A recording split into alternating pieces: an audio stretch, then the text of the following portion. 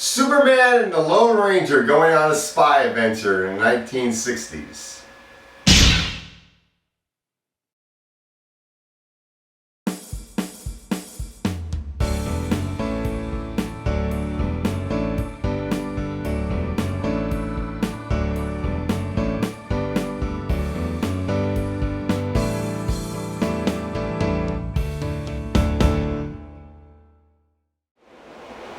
The Man from U.N.C.L.E, directed by Guy Ritchie, the man who directed the Sherlock Holmes movies that starred Robert Downey Jr. and Jude Law.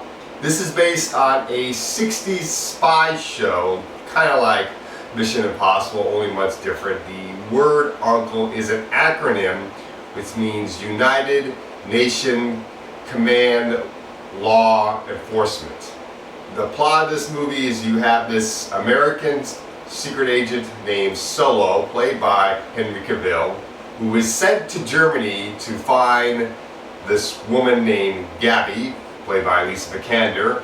Her father has been kidnapped by this evil woman, played by Elizabeth Debicki, Victoria. She wants Gabby's father to build a nuclear bomb because this guy is a scientist and an expert on nuclear weapons. So she wants him to build this nuclear bomb, and she wants the blueprints to this nuclear bomb on this disc. Solo has to get the disc, he has to protect Gabby, and he has to save the scientist and stop the nuclear bomb.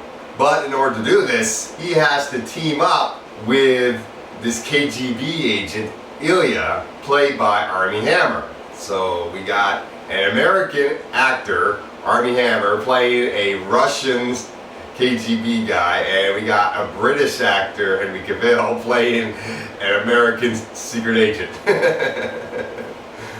And this movie's pretty good. I really did like this movie.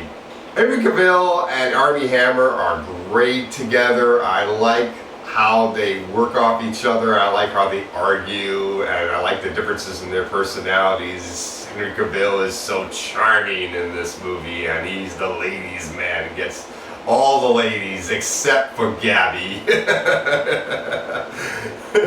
Part of the mission is that Gabby has to pretend to be Armie Hammer's fiance in the movie. And it's kind of funny the way they are paired up and how they work off each other, because Armie Hammer's character Ilya is very much a male chauvinistic pig, and it is funny how well they work off each other, because she's very much her own kind of woman and very independent, and they work so well together, and they have very great chemistry and everything.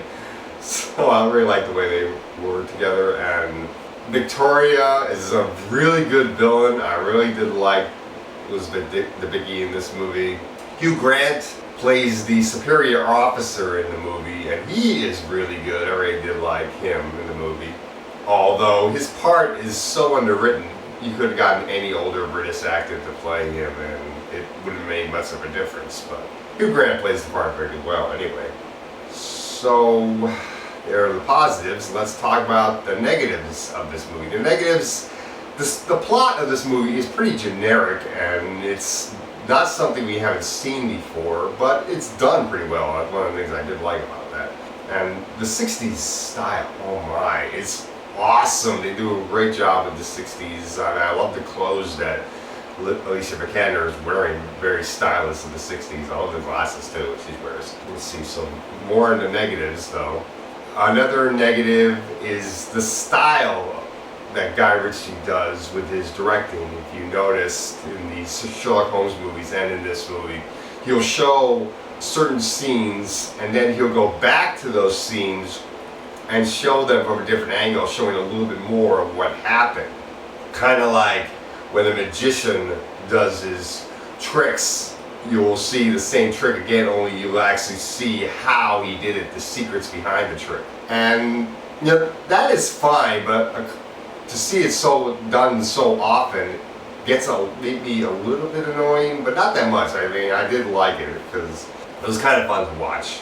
And I think maybe some people didn't like how cheesy this movie is, but I think it's meant to be cheesy. It's meant to have that campiness because it's set in the 60s, and 60s spy movies had a little bit of cheesy camp.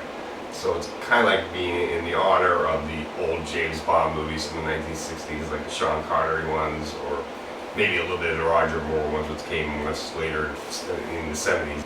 And I really did enjoy this movie. I saw this movie with my dad, who remembers the TV show. I don't remember the TV show, but he liked it a lot too. And it's a really fun movie. So I'm going to give this movie a B. It's definitely worth checking out.